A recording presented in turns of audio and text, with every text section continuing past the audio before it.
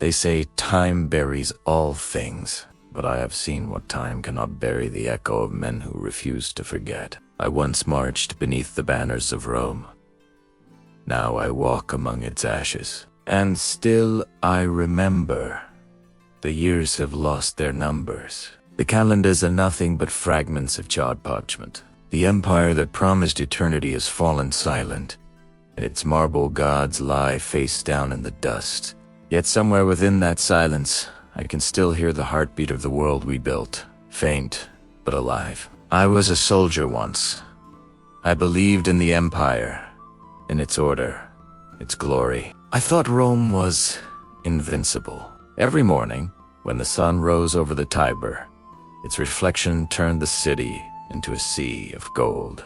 I can still see the legions marching across the bridges, their shields gleaming, the sound of metal filling the air like thunder. I can still smell the incense burning in the temples, hear the chants of the priests, the laughter of children chasing each other through the forum.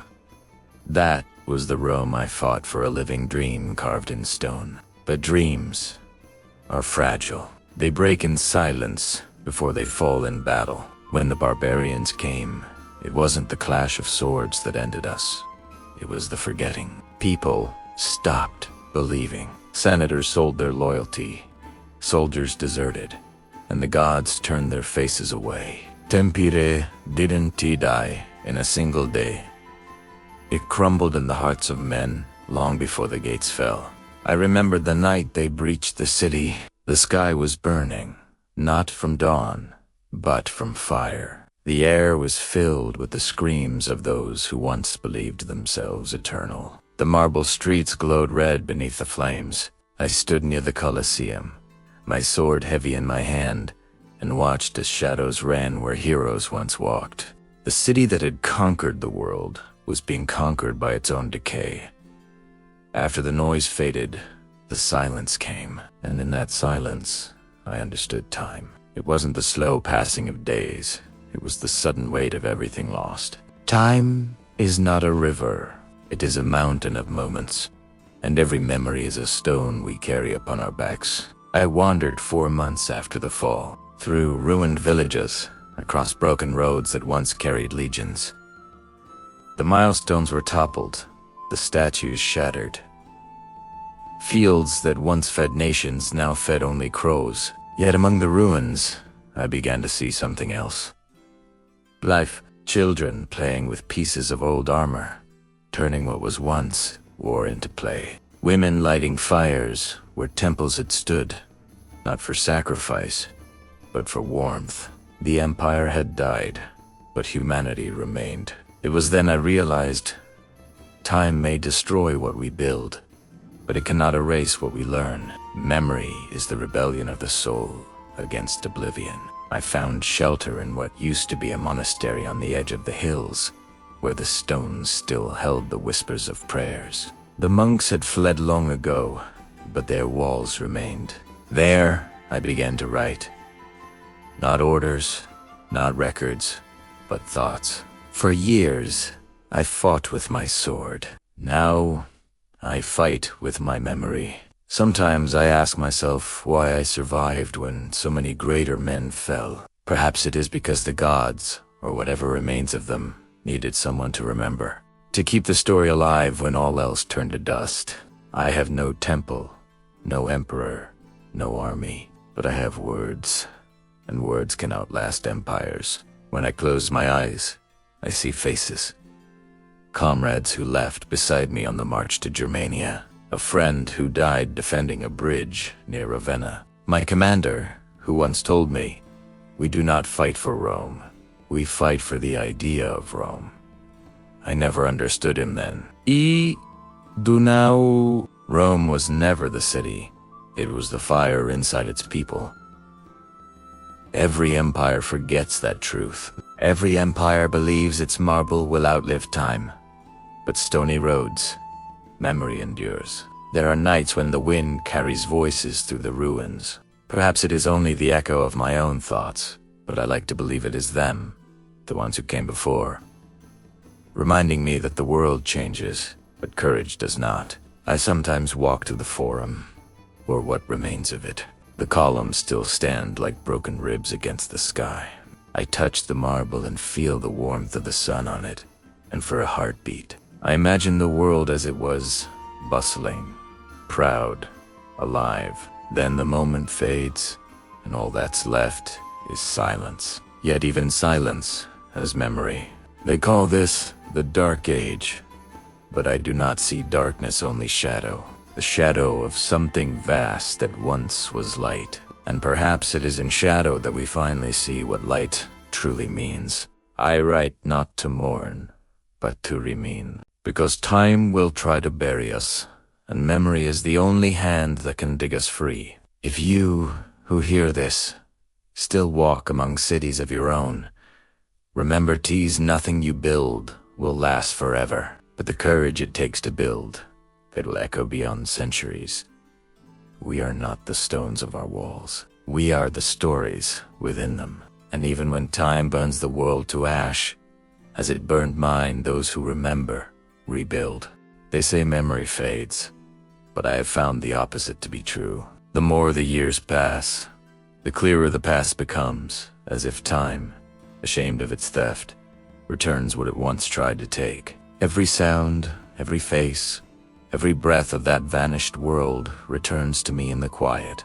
I have learned that memory is not a chain that binds us to sorrow. It is a compass pointing us toward what once mattered. Without memory, we are not free men. We are wanderers, without a name. In the silence of these hills, I began to notice how time breathes. It does not rush as it did in Rome, where every sunrise meant another campaign, another order, another victory to chase. Here, time moves like wind across the grass, unseen, but always felt. And in that stillness, I discovered something terrifying. How much of our lives we waste running from ourselves. In battle, I used to think courage was the roar before the charge. Now I know it is the whisper that follows defeat. The voice that says, rise again. Time humbles all men. It strips away the armor of pride, the banners of empire, and leaves us with only what is real. When I first came to these ruins, Primera cursed time. I thought it cruel, a silent god watching his creations fall. But now, I think time is not our enemy. It is our teacher. It burns away what is false so that what is true may remain. I remember a day long ago, I was guarding the northern frontier. The winter had swallowed the land, and the snow made every distance endless. An old man from a nearby village came to our camp. His beard was white, his hands cracked by cold. He said, "The gods test us not with pain, but with waiting." At the time, I laughed. Now, I understand. The hardest battles are not fought with swords, but with patience. The world no longer sings the hymns of Rome, but it sings still, in the cry of an eagle, in the rustle of leaves, in the murmur of rivers that once fed our cities. I used to measure greatness in marble and gold. Now I see it in persistence, in the grass that grows through broken stone, in the child who learns to smile, though born among ruins. Sometimes I write letters to those who can no longer answer, to my brothers in arms, to my wife, whose last embrace I remember better than my own reflection. I seal them with no wax, address them to no place. Perhaps they travel through the air, through memory itself. Perhaps the soul is the messenger, carrying them to where time cannot reach. They tell us that forgetting is healing. I do not believe it. Forgetting is surrender. To remember, that is the truest act of defiance. Each time I recall their faces, their laughter, their courage, I steal them back from the darkness. That is my rebellion. There is a well near the monastery, deep and old. Sometimes I sit beside it and watch my reflection in the water. The man staring back is no longer the soldier I once was. His eyes are heavy with centuries. His hands tremble. But behind that face, you say them all my legion, my city, my Rome. They live through me, though time has taken everything else. One night, under the pale moon, I read these words on the wall. Time devours all but memory. And when I woke, the dawn's light made the letters glow, as if the stone itself believed me. What is time, if not the distance between one heartbeat and the next? What is memory, if not the bridge between the living and the lost? I no longer fear the years. I no longer chase them. I walk beside them now. Each sunrise reminds me that time is not passing, it is returning, circling, teaching us again what we refused to learn before. I think often of the children I saw among the ruins, playing with broken shields, turning the relics of war into toys. Perhaps they are wiser than we were. They do not mourn what was, they build from what remains. Time has no dominion over such hearts. Once, I sought glory that would be remembered for ages. Now I seek peace that will need no memory at all. Yet even in peace, the past whispers. It tells me, you are not what you lost. You are what you carry forward. And so wear it. Not for Rome, not for kings, not for glory. I write because time must have witnesses. I write because silence must have a voice. If ever these words are found, centuries from now, by hands that never knew my world, I hope they understand. History is not what happened, but what we choose to remember. And if they remember me, even for a moment, then time will have failed. There is a quiet hour before dawn when even the wind seems to hold its breath. In that hour, I feel closest to the truth of things. The stars fade, the shadows soften, and the world stands still, suspended between what was and what will be. That is where I live now, between memory and time. Once, I believed that to be forgotten was to die, that if no one remembered your name, your life would vanish like smoke. But I have learned something different. There are two kinds of life, the one we live in the flesh, and the one that lives through what we have touched. Every act of kindness, every moment of courage, every word spoken in honesty, they continue long after the heart that carried them stops beating. When Rome fell, I thought it was the end of all things, but it was only an ending for those who could not see beyond the walls. The empire's ashes fed new soil. Its knowledge, its mistakes, its faith, scattered like seeds across the world. Perhaps that is the way of time. It does not destroy. It transforms. I have seen the faces of despair, men who believed nothing was left worth saving. I have seen them rise again when they heard a child's laughter or felt the warmth of another hand. That is memory, too. It is not only what we recall with our minds, but what our souls refuse to abandon. Some nights, I dream of marching once more. I hear the drums, feel the earth tremble beneath my feet, see the banners waving against the sun. But when I reach out to touch them, they vanish like breath upon glass. And I wake, not in sorrow, but in peace. For I understand now that not all things are meant to return. Some are meant only to be remembered, so that we may walk forward. There is beauty in a flower that never fades would cease to be beautiful. A world that never ends would teach us nothing. It is because time is limited that life becomes sacred. Every sunrise is a gift, every memory a monument. I used to measure time by victories and defeats. Now I measure it by the moments I feel truly alive. The scent of rain on the earth, the sound of a bird returning to its nest, the warmth of the fire that refuses to die. These small things, unnoticed by empires, are what survive when empires fall. I often wonder if time remembers us as we remember it. Does it grieve for what it takes? Does it keep the echoes of our laughter hidden in the folds of eternity? Perhaps time is not cruel at all. Perhaps it is simply honest.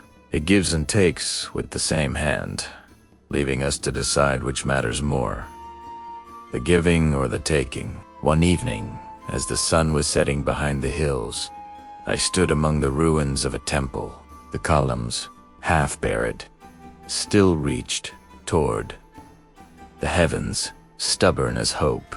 I placed my hand upon one of them and whispered, "We are not gone." And in that instant, a gust of wind swept through the stones, carrying dust into the light. It felt like an answer. I am old now. My hands shake when I write. My sight blurs as the candles burn low. But my mind walks through centuries. I can still hear the voices of my comrades, the laughter of my wife, the murmur of the Tiber. They live in me, as I will live in someone else who remembers. That is all I ask. Not immortality, but continuity. So if you hear my words, know this. You, too, are part of the same river. You are the continuation of every soul that ever dared to dream, to build, to love. You carry within you the dust of kings and the breath of poets. You are proof that time does not end. It evolves. Do not fear the passing years. Do not mourn the crumbling walls. Everything you love will change, and that is its purpose. Hold it gently while it's here. Honor it when it's gone. And remember, remembering is an act of creation. I was once a soldier of Rome. Now, I am a witness of time. And though the empire has vanished, I have found something greater. The understanding that no life is wasted if it is remembered. When my hand can no longer write, when my eyes close for the last time, I will not be afraid. For I know that memory, yours, mine, all of ours, will continue to burn, quiet but eternal, in the heart of time. So if you walk among the ruins one day, and you feel the wind move through the stones, listen closely. You might hear my voice, not as a ghost, but as a reminder that even in the fall of empires, dead ease life. Even in the silence of centuries, there is meaning. And if these words have found you, then I am not forgotten. Stay a while. Listen. Time is still speaking.